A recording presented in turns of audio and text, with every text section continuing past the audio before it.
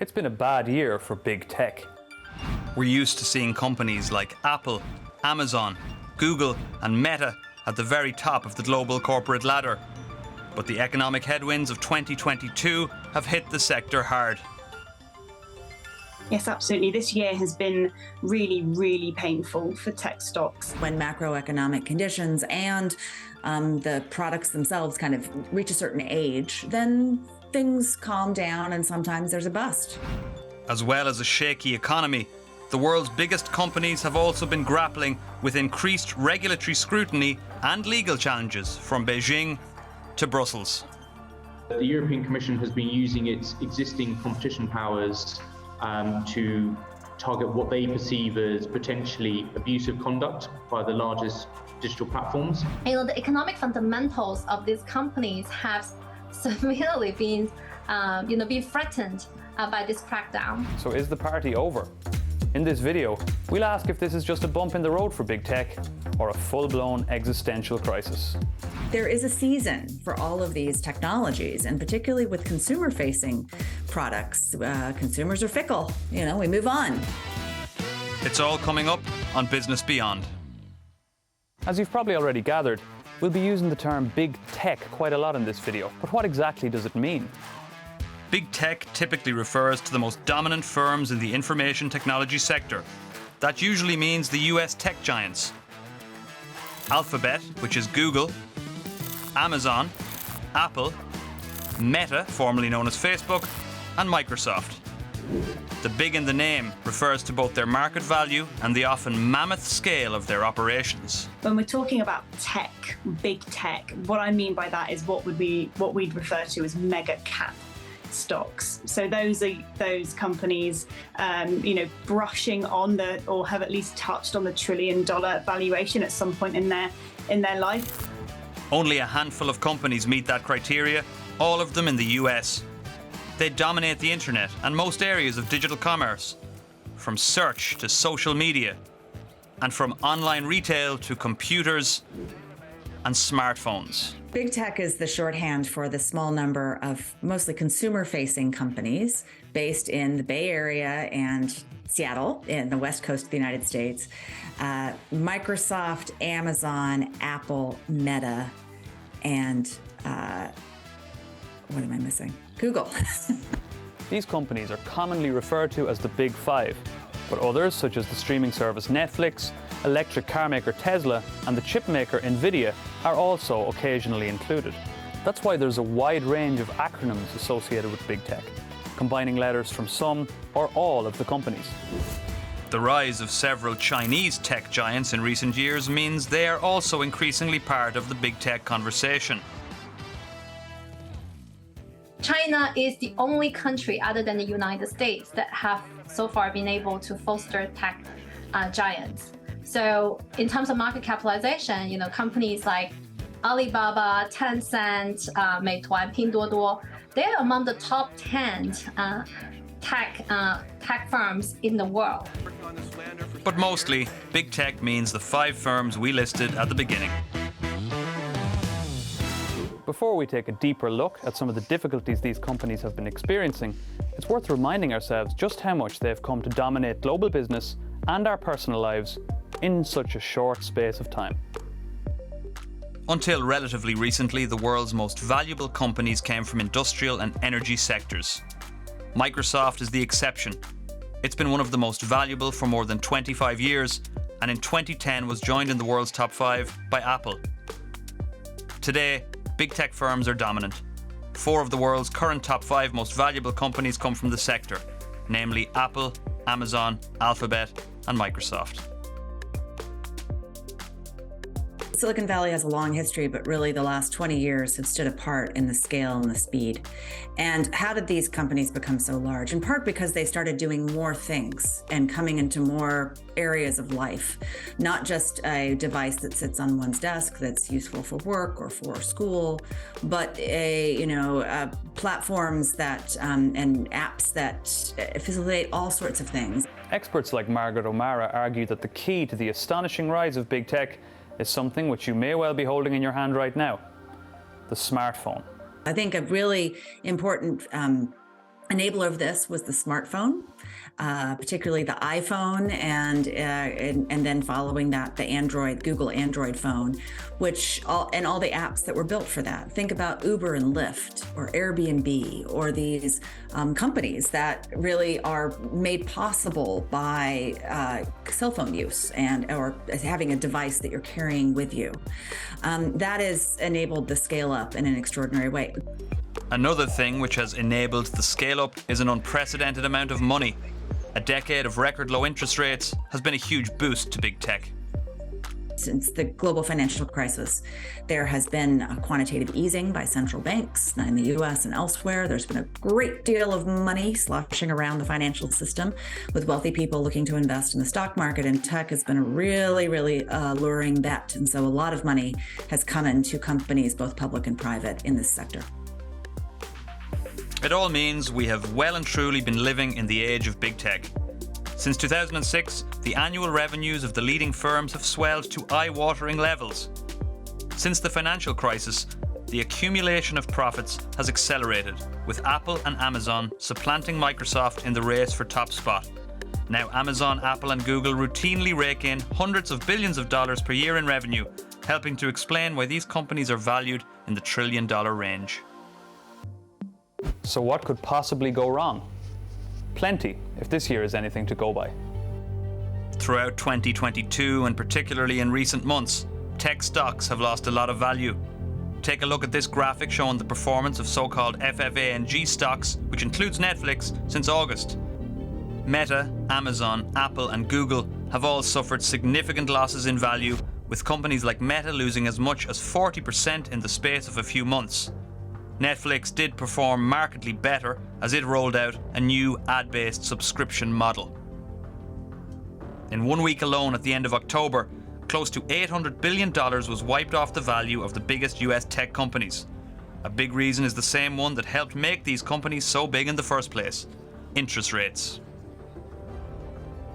Rising interest rates are a reflection of a global economy struggling on multiple fronts, fueling uncertainty around stocks which had at times looked invincible. More highly valued companies, or growth stocks as you might have heard them called, are particularly sensitive to rising interest rates, because what happens is investors are no longer kind of convinced to take on the risk of investing in individual, more expensive, quote unquote, expensive companies, because they can get better rates on their savings. So that's one big reason. People don't want to be investing in stocks that they view as highly valued. And that's why tech has been particularly hard hit this year. It's a mixture of those dynamics of higher interest rates and then kind of the risk profile that investors are prepared to take, as well as broader, really huge economic uncertainty. But while all these companies are broadly grouped together as tech, they run very different businesses. For those reliant on advertising revenue, such as Meta, the company behind household social media brands like Facebook, WhatsApp and Instagram, the pain has been more acute. We saw that revenue last quarter was down 4%, and that was because of a drop in advertising revenue. And there's a few things going on at play there. One of the things is that the price per ad was down 18%. That's really stark. That to me tells me that just more broadly, the advertising space and convincing marketing teams to part with their cash while the economic environment is so uncertain is really, really difficult. But also there's a question, is it that we're seeing that Facebook and Instagram are actually losing their potency? You know, there's a lot of competition for eyeballs nowadays. Is TikTok more of a threat than it used to be? Things like that. While most businesses are vulnerable in a weak economy, the turbulence in tech is leading to some fundamental questions about the future for some of these companies. That's especially true of Meta. Anticipating a shift in social media habits, its CEO Mark Zuckerberg has placed a big bet on the concept of a 3D virtual reality metaverse. His company is investing billions into what remains an unproven concept. There's a lot of potential there, but unfortunately getting it off the ground is astronomically expensive. The group's actually just upped what it plans to spend, and that wasn't taken very well by the market, because what people are seeing is actually you're pouring money into an unproven concept, and there's not really any stringent plans around how things are going to work. But it's not just bets on the future that are putting off investors. Many experts are attributing big tech's current difficulties to decisions made to expand during the pandemic, when lockdowns around the world led to a digital boom, particularly in the area of e-commerce. Well, the companies are enormous. And they became, in the last 2 years during the coronavirus pandemic, had this extraordinary scale up, even beyond what they had imagined before. Point of reference, both Meta and Amazon doubled their workforces since February 2020. Amazon is really struggling at the moment. There's no two ways about it. You know, quarterly losses of $3 billion last quarter. That's not something that you can just ignore. And the reason that that's happened is that the group spent massively on building its fulfillment capacity over the pandemic, when, you know, we saw that huge boom in online shopping. I know I was guilty of that, sitting on the sofa ordering everything. But the problem is now is that demand isn't matching that scale. So customers are looking for value. They're not buying big ticket items. They're only buying what they have to. And for something like Amazon, that is really, really going to hurt. Amazon and Meta are two of several tech giants to have laid off tens of thousands of workers so far this year. So the layoffs we're seeing from those two companies, as well as many other companies in recent weeks, has been in many ways a right sizing, a kind of, there was so much growth, and it was anticipating that it was responding to these very extraordinary circumstances of 2020, in which so many of their users were at home relying on a delivery of groceries to your doorstep, or communication by computer only. And now that things have gone back to a late COVID, post-COVID world, that demand's gone. So you don't need all those people anymore. But it's not just economic pressures which have put the squeeze on big tech. In recent years, firms like Meta, Google and Apple have faced mounting legal challenges on issues ranging from privacy to antitrust. The European Commission, which is the executive arm of the EU, has been leading the charge. It has taken on the likes of Apple on its tax arrangements, and has increasingly been challenging the market dominance of the world's biggest firms, in particular, Google. The European Commission has been using its existing competition powers to target what they perceive as potentially abusive conduct by the largest digital platforms. In particular, Google has been hit by 3 separate decisions in relation to Google Shopping, which concerned its search engine, Google Android, which concerned its mobile operating system, and then Google AdSense, which concerned its advertising business model. And all of those are part of a wider trend where there is a perception by regulators, in particular the European Commission, that some of the conduct of the largest digital platforms has caused harm to European markets, and in particular has harmed outcomes for consumers as well as smaller businesses that to some degree reliant on their services.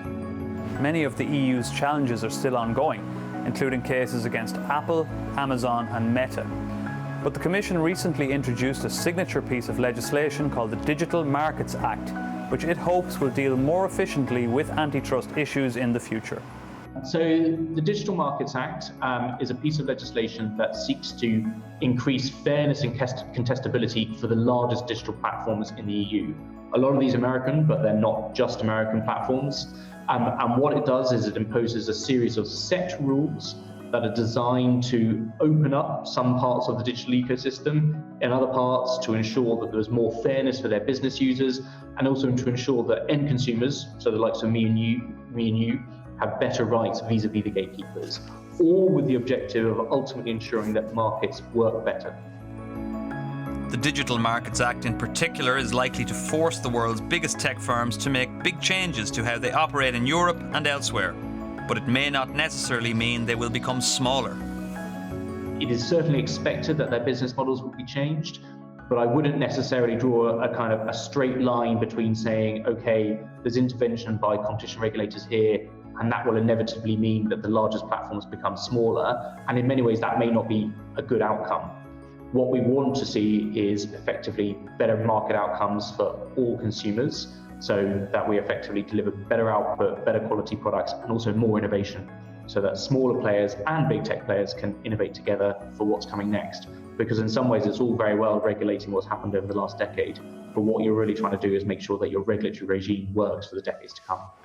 Another country where there has been a huge regulatory backlash against big tech is China.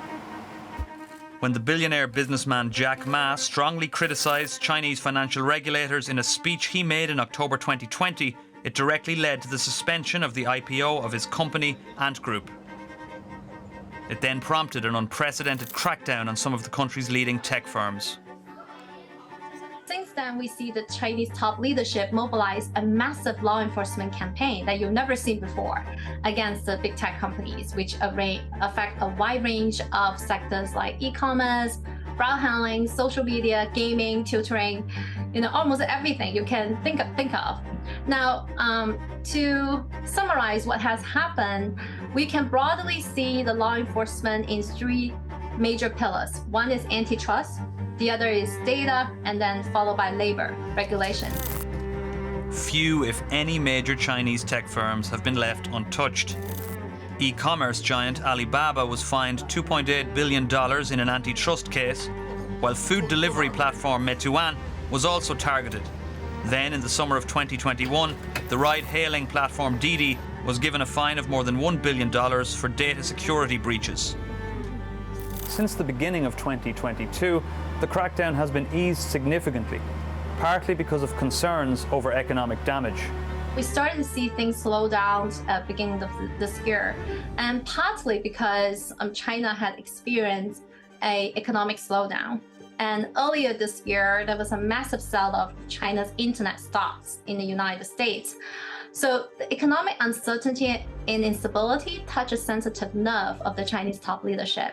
And that's why you see in March this year, the Vice Premier Liu He convened a meeting, sending a very strong signal that China is going to ease regulation in a way to calm the investors. But a lot of damage has already been done to China's big tech firms.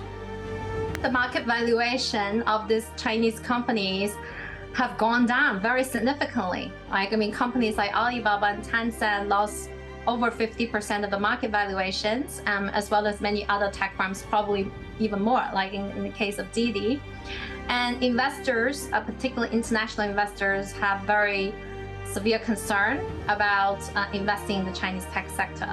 So to the extent that if you think, having sufficient capital injected into the Chinese market is essential for the growth and development of the Chinese tech, that certainly does not bode very well so far. In this episode, we've looked at some of the biggest challenges faced by the world's tech giants.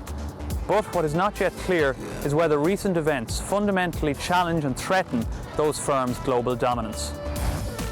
For some of the companies, such as Apple and Google, most experts agree their dominance will continue given the power of their brands and how embedded they've become in the lives of so many people. The main point of resilience for Apple is the fact that it has one of the most potent and powerful brands on the planet. And that really is a huge asset in a high inflationary environment, because it means that even though, yes, people are struggling with their incomes, if your brand is strong enough, you're still going to encourage a high proportion of people to splash the cash on your products. Every innovator can't be an innovator forever, but that doesn't mean these companies will poof disappear. I think they've become too big. I think they've become too embedded. Their products are in so many places and embedded that it doesn't just vanish overnight. Yet the sense that the tectonic plates underneath big tech are shifting after 15 years of relentless growth is undeniable. The great hope of all these Silicon Valley venture capitalists and tech people who are interested in the next generation of technology are like, what's next? What's going to be the next thing? And there have been some efforts to kind of make Web3 the next thing and cryptocurrency the next thing. And then this kind of amorphous AI, which really is kind of an enormous category. Of course, artificial intelligence is going to be a thing, but what's the use case? Like, what's the platform? What's going to be necessary? Finding that next big thing may be critical to the longer-term viability of some of the world's biggest tech firms. Some could slip out of view, and others, which we may not have even heard of yet, will take their place. But even if it is a big tech world we're all living in now, the events of 2022 have shown that no one's place at the top can be taken for granted. That's all from this edition of Business Beyond. If you'd like to see more from us, check out our playlist. A great place to start would be our recent video on how the next global recession could be very different from the last one. Thanks a lot for watching, and until the next time, take care.